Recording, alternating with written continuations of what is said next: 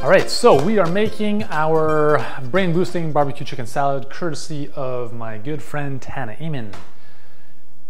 And I'm gonna just start off by warming up my skillet on the stove because we're gonna be using that in a second. You could actually use a barbecue for all you care for the barbecue portion of cooking the chicken.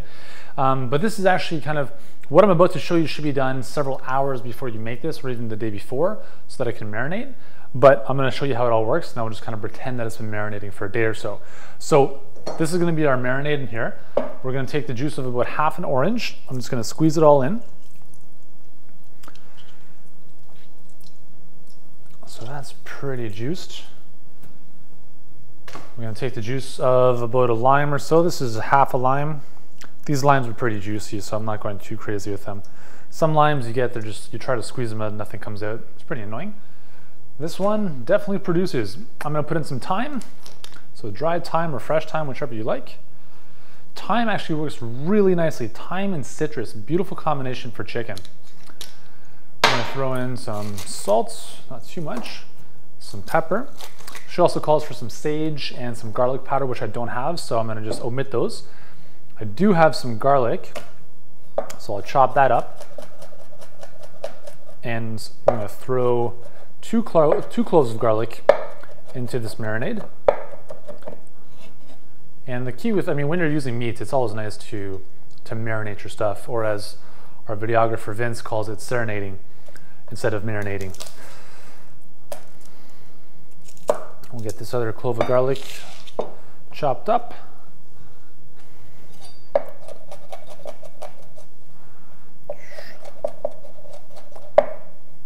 we'll throw that in. Okay, and let's grab a fork just to mash everything around a little bit. I'm just double checking the ingredients here to make sure we're not missing anything. So I should put a little bit of olive oil in.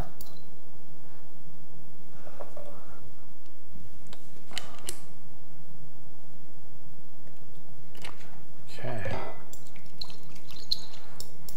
So again, what you would do is you would take the chicken breast and you would just plop it in, and this would sit in a Ziploc bag. So you could take this whole thing, put it into a Ziploc bag, throw it in the fridge, and leave it overnight if you know that you're gonna have this the next day.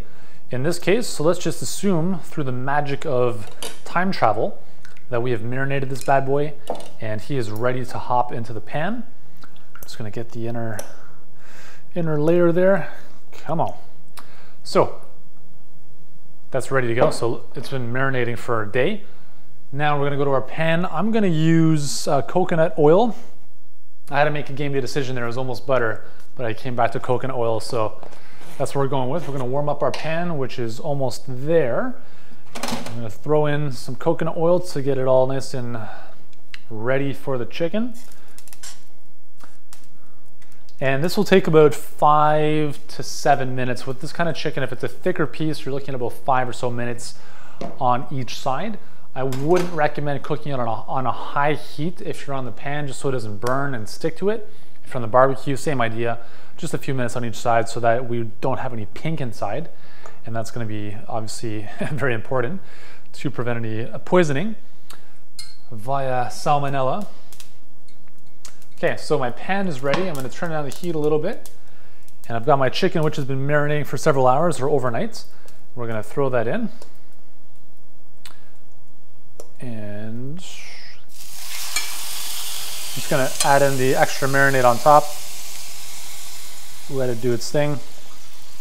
And we'll put that away. Okay, so I use this nifty plate for the chicken, so I don't have to, use my cutting board and have to wash that after. So while it's doing its thing, it's gonna go for about 5 minutes on each side. We'll keep an eye on the clock. We're gonna take out another bowl and we're gonna prepare the additional components that are gonna be going into this salad. So we've got some celery, which I need to quickly wash. Celery is another one of those vegetables that's actually heavily pesticided. It's one of the worst in terms of its pesticide content. So just, give it a good rinse. I cut that down. We'll discard the bottom of it. And I'm gonna cut this Close this up. With cutting, if you have a bigger chef's knife, it's actually a little bit more helpful.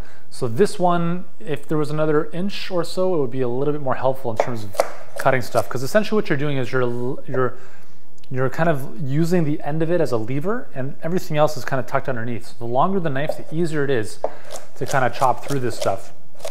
If it's a shorter knife, then you almost have to lift the knife up every time. Not the end of the world, but you know, something to consider if you're out there shopping for knives. And you absolutely must have a good knife or a set of knives in your kitchen. Really, really important. It's gonna save you a lot of headaches and make sure they're nicely sharpened. Okay, so I'm gonna throw that into the bowl. And next we're gonna add in some green onion. So I'm gonna just chop up some green onion. We'll get right down to almost the white part, and then we'll throw that out. And we'll throw that into the bowl. Next, we'll take some cilantro. We'll just chop off the stems, keep the leafy parts, which is where all the goodness is. And I'm gonna chop all that up, and we're gonna throw it in.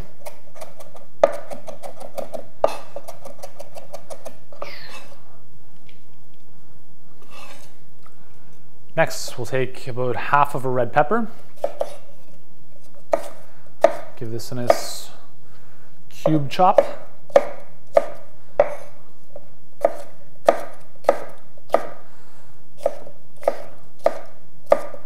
And we'll throw all that in.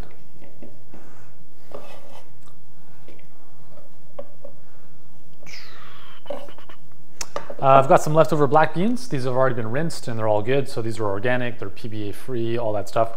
So I'm gonna throw about half a cup or about a quarter cup, depending on how much you wanna have in there. We're gonna take our half of an avocado, or a full one if you're making a much bigger serving. And I'm gonna cube this up as well.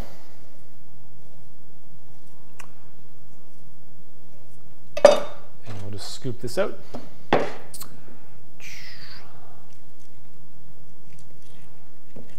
And that is that. So our salad is, most of it is just about ready. So I'm gonna let that sit for a second. We're gonna throw in some lime juice and olive oil as we get closer to serving time. But for now, let's have a look at our chicken. Still doing its thing. So it's gonna be here for a few minutes.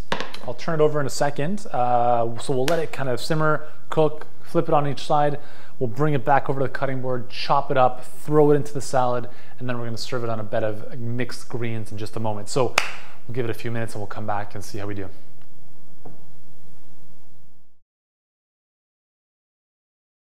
So the chicken is done. Looks very nice. So we're gonna take it off. We're just gonna let it marinate in some of those juices a little bit more. Give it a final little splurge. Okay. So we'll take it off the grill, out of the pan. And so what we're gonna do next is we're gonna chop this up. So you can do a couple things here. You can do whatever you want, depending on how thick or how thin or how you want this chopped up. But the key is when we look inside, it should be, I mean, that's just like, that's done beautifully.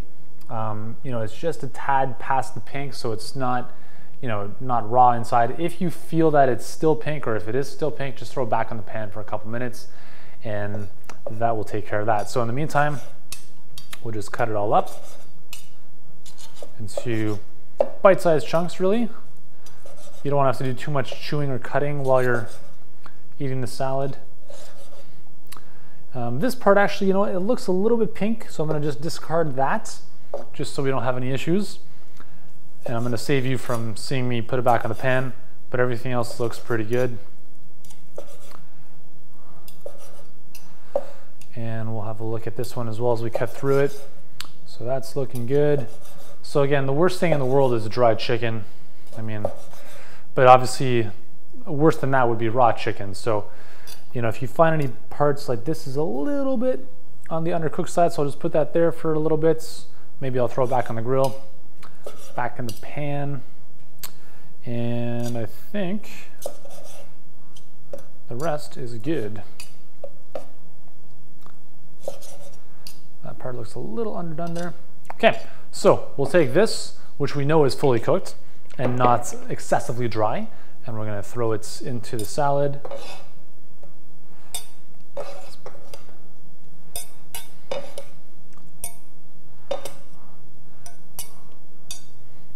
Okay, so we're gonna top this off with some fresh lime juice, which is always a great thing. If you've got avocado in there as well, it brings the avocado to life. We'll add in a little bit more olive oil. That's about it. And we'll give this a little toss. And then what we're gonna do is we're gonna serve this up on a bed of greens on our plate. So this is a good 2 servings right here. Lots of beautiful flavors. Put in some salt and some fresh pepper. And we'll let that sit for a second. We'll just place some greens on our plates, just like so. And we will finish off by adding some of our chicken and salad mixture onto the top. So you don't have to cut the chicken up like this. If you want to keep it as a whole thing, you can do that. But there we have our brain boosting barbecue chicken and avocado salad, I believe. I can't even remember the name. But you can also, what Tana also recommends if you want as an option is to marinate the chicken in a all natural barbecue sauce. I don't have any on me, so that's why I didn't put it in. Plus, I really enjoy the natural flavors of the chicken with the marinade anyways. Really good. You'll really enjoy that. So there we go. Beautiful lunchtime or dinner time recipe. Thank you, Tana, for sharing that. Bon appetit.